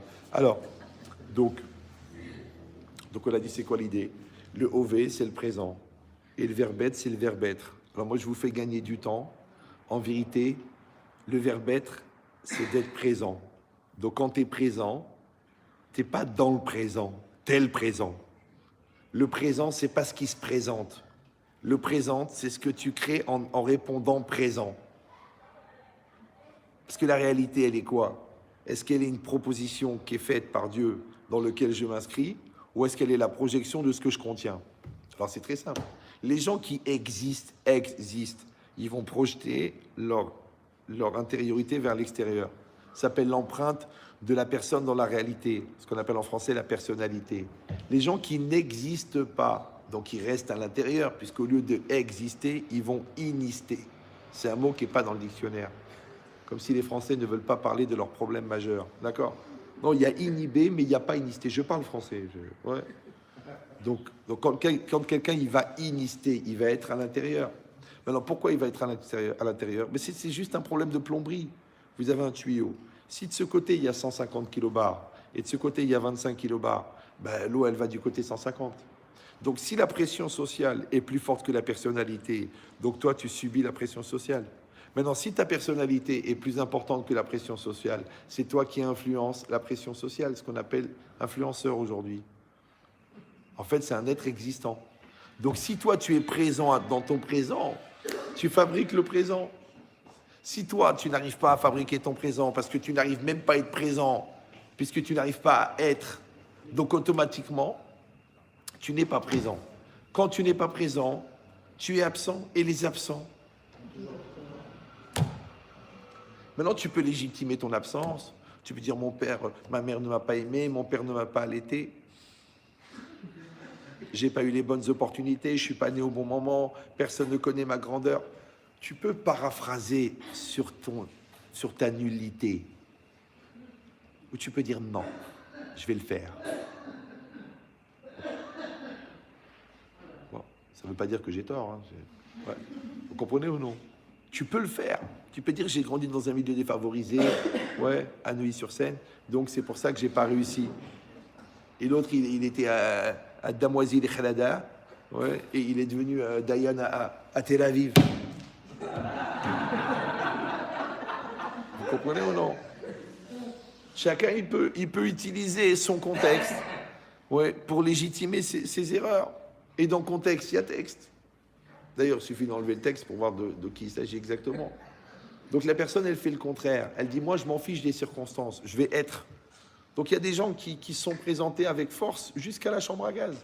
Ouais. Et il y a des gens qui ont fait pipi sur eux parce qu'ils avaient peur de rater le CAP. Il y a des gens qui ont fait une dépression parce qu'ils ont raté le permis. Et il y a des gens qui ont assumé leurs 3 enfants autistes avec une dignité incroyable. Alors c'est quoi la nullité? C'est très simple. La nullité, c'est de ne pas répondre présent. Comment on appelle ça en français? L'immaturité. Donc c'est quoi répondre présent? C'est d'être mature. Maintenant, quand tu es mature, c'est toi qui fabriques la réalité. Et quand tu es immature, tu l'as subi. Maintenant, c'est confortable d'être immature. Pourquoi? Parce qu'un immature, il sait très bien qu'il peut compter sur le mature. Comme l'insouciant, il peut être insouciant parce qu'il sait qu'il y a un soucieux. Comme le radin, il peut être radin parce qu'il sait qu'il y a un généreux. Comme le coléreux, il peut se mettre en colère parce que l'autre, il est patient. Imagine l'autre, il n'est pas patient. 6e dan de taekwondo, 112 kilos, il n'est pas patient. Donc le nerveux, qu'est-ce qu'il fait? Qu'est-ce qu'il fait, le nerveux? Qu'est-ce qu'il fait? Il se calme. Il se calme. Effectivement, Mouloud, je ne vais pas rentrer dans cette boîte de nuit. Ça n'est pas grave. C'est pas ma journée. Eh ben, qu'est-ce qu'il a fait, le nerveux? Qu'est-ce qu'il est devenu? Hein? Comment ça se fait qu'il s'est calmé? Bataille, c'est pas shoot. Un jour, il faut décider. Est-ce que tu veux être acteur de ta vie ou est-ce que tu veux être spectateur? Maintenant, les spectateurs, c'est-à-dire ceux qui n'ont pas le courage d'être acteurs, ils sont obligés de légitimer pourquoi ils n'arrivent pas à agir. Alors, ils vont écrire des bouquins, ils vont se développer une névrose, ils vont aller justifier leur jeunesse, leurs parents, leurs sœurs, leur mère, l'époque. À quoi ça sert? Tu es en train de faire de la mousse. Rappelez-vous qu'avec un morceau de savon, tu remplis une salle de bain de mousse. Arrête de faire de la mousse. Il y a un problème, tu règles le problème. Tu vas voir la personne, tu vas t'arranger avec ton mari, tu vas lui parler, tu vas t'arranger avec ta femme. Eh ben, tu baisses la tête, eh ben, tu t'arranges, eh ben, tu te remets en cause, eh ben, tu bouges. On s'en fout d'avoir raison. C'est le shalom qui compte. Moi, je vois les gens, ils divorcent. Ah ben, chérie, je voulais vous dire que mon avocat, en sortant, il m'a dit que c'est moi qui avais raison. C'est bien, je suis fier de toi. Voilà. Maintenant, t'es jeté dans une banlieue, dans un 2 pièces, ta femme, elle a tout pris. Tes gosses, tu les vois plus. Tu laves tes chemises en regardant par la fenêtre. Et tu dis, mais j'avais raison.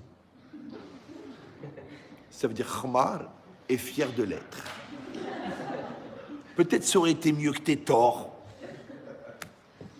Mais que Baruch Hashem, la maison, elle est encore là. Il y a encore le shalom, il y a encore la simcha, il y a encore le Shabbat. Ça aurait peut-être été mieux. Tu vois, mais des fois, on n'a pas le choix. Mais qui c'est qui a créé le non-choix? Moi, des fois, il m'appelle.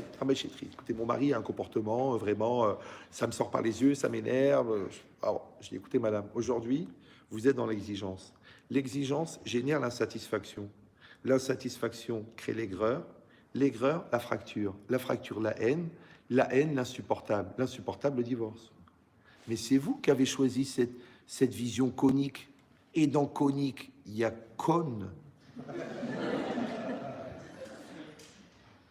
Tu dis, oui, mais c'est la réalité. Il est comme ça, il est vraiment comme ça. Je lui dis, mais madame, vous savez qu'il y a une loi dans la Torah. Si par inadvertance, un morceau de cochon, du vrai cochon, tombe dans un plat de viande, s'il y a 60 fois plus, d'accord, de cachère que de pas cachère, si on n'a pas fait exprès et qu'on n'arrive pas à distinguer le morceau de cochon, c'est cachère. Elle me dit, c'est pas possible, c'est cachère. C'est une halakha.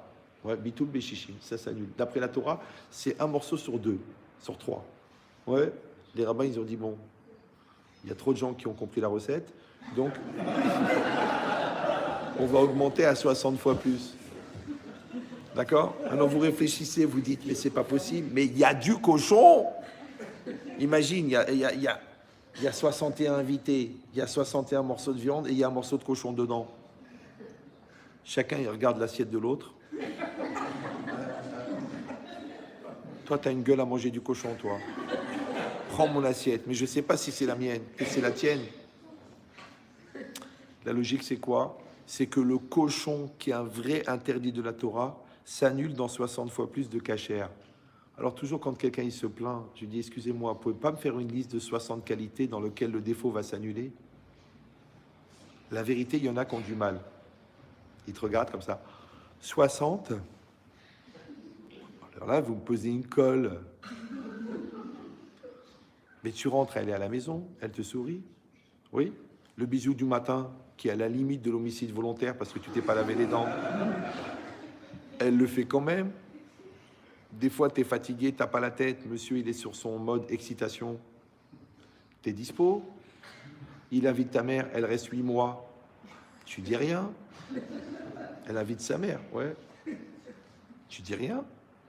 Ta femme, ton mari, il est dispo. Il te permet de dépenser l'argent dont tu as besoin. Il supporte ton caractère. Mais c'est facile de faire la liste. Rien que tu rentres, tu as une femme qui t'attend, tu as un mari qui t'attend. Rien que tu as un sourire gratuit. C'est incroyable. Et si vous avez dit, non mais c'est normal, eh ben des gens, demande aux gens seuls qu'est-ce qu'ils seraient prêts à payer pour avoir quelqu'un qui les attend à la maison. Les goïms, ils appellent ça la folitude, pas la solitude, la folitude. Donc d'abord, tu vas dire 60 fois merci, et après, on va reparler du défaut. Et d'un seul coup, le défaut, il devient petit. Ça s'appelle la relativité. Mais il y a des gens qui disent, oui, mais Rav, si on sait où il est le morceau de cochon, ça s'annule pas.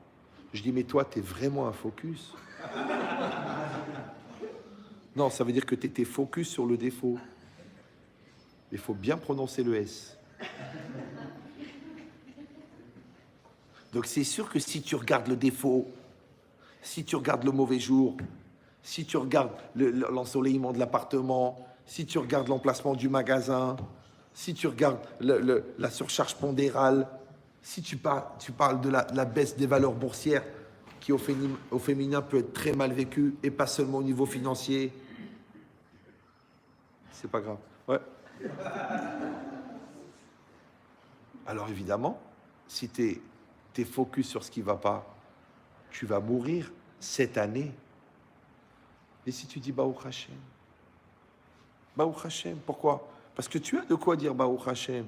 Mais ton erreur à toi, c'est de croire que ce que tu as, c'est acquis, et ce que tu n'as pas, c'est une source de frustration. Et si tu faisais l'inverse? Vous savez ce qu'un juif il doit dire le matin quand il se réveille? Il y a des juifs dans la salle? Bon. Il faut dire Modé Ani. Modé Ani. Moda Ani. Je suis reconnaissant. Il faut dire merci en fait. Alors, la vérité, moi je pense qu'il faudrait se lever, faire sa toilette, s'habiller, faire sa prière, prendre un bon petit déjeuner, aller à la banque, demander la position, et quand il va te dire 6,5 millions d'euros sur le compte courant, là tu lèves les yeux au ciel et tu dis Modé Ani Lefanecha. Non, le bon Dieu dit dès que tu te réveilles, dès que tu ouvres un œil, tu dis Modé Ani. Normalement, on n'a pas le droit de parler tant qu'on n'a pas fait des tilates. Les Chachamim, ils ont dit pour ça, tu peux parler. Parce que dis merci. Maintenant, je vous donne le secret. Celui qui est occupé à dire merci, il ne peut pas dire un défaut. Comme dans la cache-route. Quand tu es occupé à dire merci, ouais. Quand tu es occupé à voir le bien, tu ne peux pas voir le mal, encore moins l'exprimer. Donc en vérité, c'est quoi? C'est que les gens qui sont occupés à dire du mal, c'est parce que ça les tue de dire merci. Dis merci. Quand je me suis marié, je disais toujours à ma femme que c'était très bon avant de goûter. Elle m'a dit, mais goûte. Non, mais c'est très bon. Je sais que tu l'as fait avec ton cœur. Alors elle me disait, bah, c'est mieux que de le faire avec ses pieds. C'est sûr, c'est une question de goût. Hein. Ouais. Mais l'idée, c'est quoi? C'est que si on est dans un mental et dans une posture de dire merci, ouais, c'est que tu t'es réveillé, t'es entier, c'est pas mal. Il y en a qui ont été, on leur a enlevé les jambes à cause du diabète. L'autre, il a un tuyau pour aller aux toilettes. L'autre, il a un truc pour respirer. L'autre, il a un œil qui marche pas. L'autre, il a une paralysie faciale de la moitié du visage. L'autre, il a une hémiplégie de la moitié du corps. L'autre, il est allergique à ça. L'autre, il peut pas respirer pour ça. L'autre, il peut pas. Mais attends, mais tout ce qui va bien chez toi, mais t'es milliardaire. Et quand tu mets d'un côté tout ce qui va bien, après, effectivement, parce que par objectivité, ouais, tu vois des choses qui vont pas bien, mais les de l'autre côté, mais normalement, ils s'annulent. Ben, il y a des gens, non. Une fois, une femme, elle est venue chez moi. Elle m'a dit, ramène chez Trit. Je vous préviens, d'accord? Ce matin, c'était le mot de trop, c'était l'acte de trop. C'est la goutte qui a fait déborder le vase. Alors moi, je m'appelle Jacques, donc je fais le brel. J'ai dit, je comprends pas, madame. Elle me dit, je vous dis que ce matin, il a eu le mot de trop, le retard de trop, le stress de trop, et c'est fini. Il n'y en aura plus, j'accepterai plus rien. Parce que le vase, il est plein. Et ce matin, c'est la goutte qui a fait déborder le vase. Je dis, je comprends pas. Elle m'a regardé avec des yeux genre, de quel centre de SPA il s'est enfui, celui-là? Alors j'ai compris sa question. Donc je lui ai dit, vous savez, madame, quand le rabbin vous fait répéter, c'est pas qu'il n'a pas compris ce que vous avez dit, c'est que vous comprenez pas pourquoi il vous fait répéter. C'est un peu comme la vie quand elle se répète, la vie. C'est pas que le bon Dieu est bégaye, c'est que tu redoubles. Quand tu dis, ouais, je tombe toujours sur des garçons bêtes. En amour, ce qui se ressemble, ça semble. Je tombe que sur des malades. Bon, t'as un petit côté infirmière. Je rencontre que des mecs qui font rien dans la religion. Ouais, mais toi, tu te prends pour Mère Teresa. Tu vas le ramener à la Torah. Tu vas pas le ramener, Baba. Parce qu'on ne peut pas de la plongée sous-marine avec un boulet accroché au pied. C'est lui qui va t'emmener au fond. C'est pas toi qui vas le ramener à la surface. Il y a des rabbins pour ça. Je dis non, rabbin Chitris, c'est ma mission, c'est ma mission. Ah là là.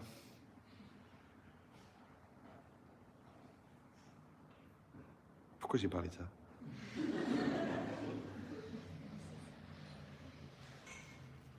Qu'est-ce que je parlais? Qu'est-ce que je parlais avant? Les 60e.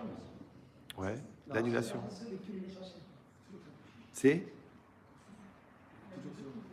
moi j'ai dit. Toujours sur l'OV. Bon, c'est pas grave. Tu peux m'aider, s'il te plaît, là? Donc vous avez compris qu'en vérité, la réalité, elle est en fait à 50% la projection de ce que je veux, à 50% ce que Dieu me propose. Maintenant, chez les tzadikim, eux, ils fabriquent la réalité en temps réel. D'accord? Parce que tzadik Gozéak, je beaucoup mes kayem. Les Rechaïm, eux, qui n'ont aucun libre arbitre, puisqu'ils ont décidé d'aller selon leurs tendances et leurs faiblesses. Donc eux, ils sont entièrement manipulés. Donc leur histoire, elle est déjà écrite à l'intérieur d'eux-mêmes. Et c'est marrant parce que c'est eux qui revendiquent la liberté, alors qu'en fait, en allant selon leurs pulsions, ils ont renoncé à leur liberté. Parce que quand tu écoutes ton corps, ou tu écoutes, je sais pas moi, ton corps, c'est le contraire de la liberté, ça. Parce que la liberté, elle commence dans la maîtrise des limites. Mais quand toi, tu es soumis à tes limites, on est déjà sorti d'Égypte. C'est pas pour retourner en Égypte. Et Mitzrayim en hébreu, ça veut dire l'Égypte. Et Metzarim, c'est les limites. Donc la Torah nous a aidés à sortir de nos limites. Et toi, qu'est-ce que tu fais? Tu revendiques le droit d'être soumis à tes limites et tu appelles ça la liberté. Donc quand la Torah elle te dit ne convoite pas la femme de ton voisin, en fait, elle t'a libéré d'une maladie qui s'appelle de croire que ton mazal, il est en face. Quand la Torah elle t'a dit ne vole pas, la Torah elle t'a soigné d'une maladie de croire que l'argent de l'autre c'est le tien. Vous suivez ou non? Donc des centaines de maladies, la Torah elle t'a soigné, qui sont psychiatriques en vérité. Quand la Torah elle t'a dit ne haïs pas, parce qu'il y a des gens qui peuvent justifier leur non-existence en pensant que l'autre en existant les empêche d'exister. C'est ça la haine. La rancune c'est encore pire, tu te fabriques un dossier pour légitimer le fait que tu n'existes pas. La vengeance, encore pire, tu t'impliques dans la réalité pour t'empêcher d'exister en t'occupant de l'autre. C'est-à-dire que tu es tellement occupé à rendre le mal à l'autre qu'en fin de compte, tu oublies d'exister toi-même. Donc toutes ces maladies-là, la Torah t'en a soigné. Mais toi, tu dis non, non, la Torah, c'est pour les brels, c'est l'opium du peuple, c'est pour les imbéciles. Parce que des gens qui arrivent à faire 100 pages de Guémara en 1 heure, ils sont bêtes. Mais toi, qui n'arrives même pas à comprendre un film sans avoir lu le commentaire dans Télérama, toi, tu es intelligent, toi. Il faut avoir ce qu'on appelle la modestie intellectuelle. Vous me suivez ou non? Vous savez que quand Einstein il a donné la relativité, il y a 3 mathématiciens au monde qui ont compris de quoi il parlait. C'est écrit, vous pouvez le trouver sur Internet. Mais il a émis des équations, ce qu'on appelle les intuitions d'Einstein, qui ont été comprises par le CNRS, section spécialisée dans les équations d'Albert, en 95. Mais lui, il a dit l'équation, il l'a écrite en 1905. C'est-à-dire qu'ils ont mis 90 ans à comprendre ce que Einstein, il a réfléchi pendant 1 heure. Donc vous faites la proportionnalité entre 1 heure de Einstein et 90 ans de la recherche mathématique. Ça va? Mais Einstein, il avait une correspondance avec le Rav de Brisk.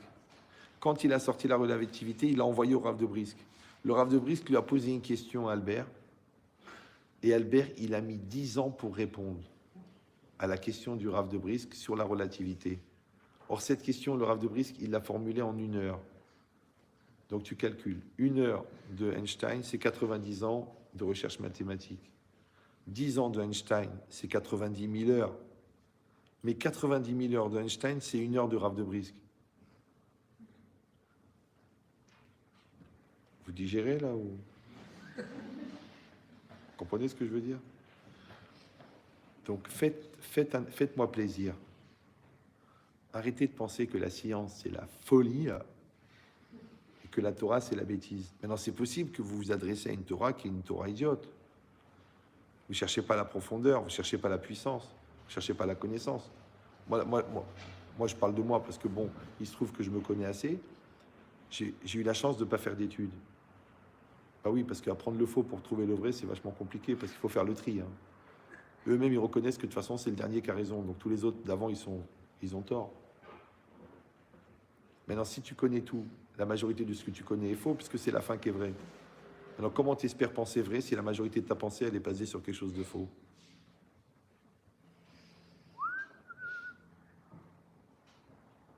Donc moi, j'ai pas fait d'études.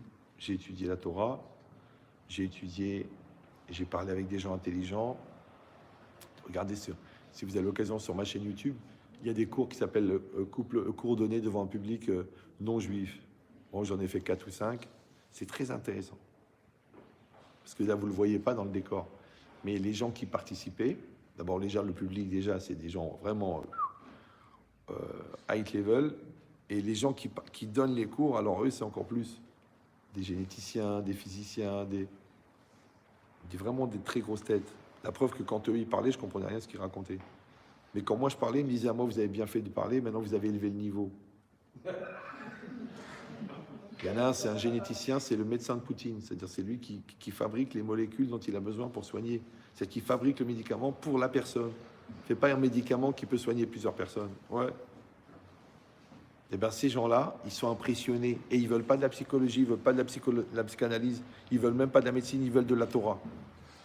Donc, on se retrouve dans des situations peu banales où tu fais un cours devant des feuilles, au bout d'1 heure, où tu leur as donné la Torah, tu leur as donné la psychologie, la philosophie, la physique quantique, l'humour. Au bout d'1 heure, ils te disent, tu leur as fait une thérapie de groupe qui les concerne personnellement. Ouais. Au bout d'1 heure, ils te disent, c'est pas mal. Il y en a, ils viennent des fois, ils me disent, Rav, j'ai Gad là qui vient pour la bat mitzvah. Si vous pouvez venir en 2e partie.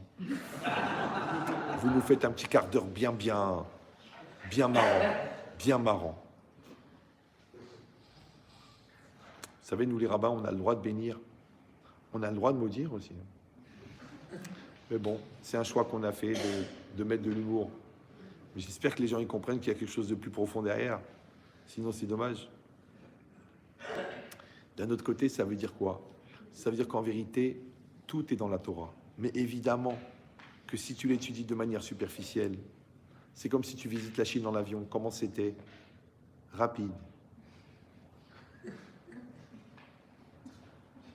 Si tu veux approfondir, si tu veux rentrer tout est marqué. Tout est marqué. Vous savez, une fois j'étais au Canada, j'ai fait un cours sur l'éducation. Il y a un monsieur qui est venu me voir à la fin, il m'a dit, vous savez, je suis professeur de pédopsychiatrie à la faculté de McGill. Il m'a dit, ce que vous avez enseigné en 2 heures, moi je l'enseigne en 4 ans. Je lui ai dit, mais ce qui est incroyable, c'est que moi, ce que j'ai enseigné en 2 heures, je l'ai tiré du Talmud, et dans le Talmud, il y a 4 lignes. Ça veut dire 4 lignes de Talmud, c'est 4 ans de fac. Je ne sais pas si vous... Tu dis, mais qu'est-ce que j'ai fait pendant les 3 ans et 364 jours? À part légitimer un diplôme. Vous comprenez ça? J'ai fait un cours à Genève sur la colère. Il y a un monsieur, il dit, je fais de la recherche comportementale. Il m'a dit, c'est incroyable. Il m'a dit, je suis professeur de psychanalyse à la faculté de Genève. Il a dit, vous êtes un fou. Il y avait un cours sur la communication. Un gars, il m'a dit, j'ai payé $20 000 en Californie pour avoir une formation sur la force de vente. Et toi, tu l'as donné gratuitement en 2 heures sur la communication. Le patron de Havas Pub, il a écouté le cours sur la communication. Il a dit, trouvez ce gars-là, il faut qu'il forme tous les vendeurs. Il y a 2000 vendeurs. Il y a une productrice de M6 qui a écouté le cours sur le Shalom Bayit. Elle a dit, c'est un phénomène de société, il faut qu'il passe à la télé. Le grand oral, là, ils m'ont téléphoné, ils m'ont dit, voilà, on voudrait que vous participiez et tout. Je dis, la vérité, j'ai pas étudié 15 ans la Torah pour aller faire le clown devant des... Encore une fois, c'est pas pour vous impressionner, c'est seulement pour vous dire qu'il y a tout dans la Torah. Mais encore une fois, si tu regardes une Torah idiote avec des yeux imbéciles, c'est normal qu'il n'y a rien dedans, comme dans n'importe quel domaine. Mais si tu vas chercher la profondeur, il y a tout. Maintenant, la Torah, Tachem Temima, la Torah, elle est complète. Donc, elle ne va pas seulement former ta tête, elle va aussi te former au niveau de ta psychologie, elle va aussi t'aider dans ton couple, elle va t'accompagner dans l'éducation de tes enfants, elle va te donner l'essence des choses. Toi, tu rêves de planer. Pourquoi tu prends des vitamines illégales? Tu fais un peu de Hassidou, tu fais un peu de Kabbalah, mais tu vas te retrouver au 7e siècle en 5 minutes. Une fois, j'ai fait un cours à Pessar sur la lumière. Il y a un jeune, il est venu me voir, mais vraiment, je vous raconte la vérité, hein. Il m'a dit, Rabben Chetrit, c'est tellement profond ce que vous avez dit, c'est tellement puissant. La première fois que j'ai fait ce cours à Paris, il y avait un gars au cours qui était au CNRS, spécialiste de la lumière. Il m'a dit, vous avez 10 ans d'avance sur nous. Je dis, c'est impossible, c'est des cours, c'est des notions qui ont été exprimées il y a au moins 2000 ans. Je te les amène, les commentaires. Sur la lumière, la définition de la lumière. Il m'a dit, Rabben Chetrit, j'en ai, si vous voulez, ça va. Vous allez décoller. Vous allez nous sortir des Hidushim de partout. Je lui ai dit, mais réfléchis. JH2, ça veut dire jeune normal au carré. Déjà, avec ma bouche, je te fais planer. Tu veux que je prenne quelque chose de chimique pour augmenter? C'est que la personne, elle a le choix d'être dans la réalité ou de fuir la réalité. Maintenant, vous avez tout pour être heureux. Mais seulement, il faut adhérer.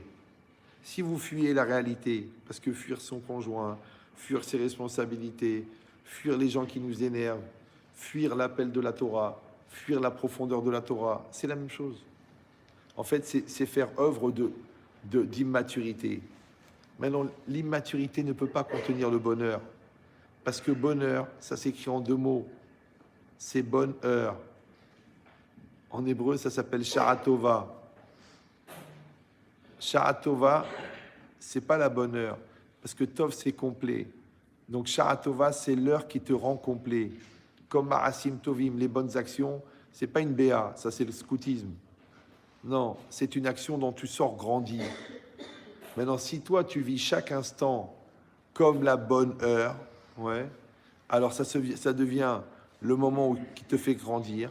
Et donc ça s'appelle Sharatova. Et Sharatova en hébreu, ça s'appelle aussi Et Ratson.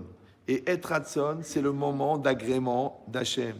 Donc ça veut dire que c'est toi qui crée le Et Ratson.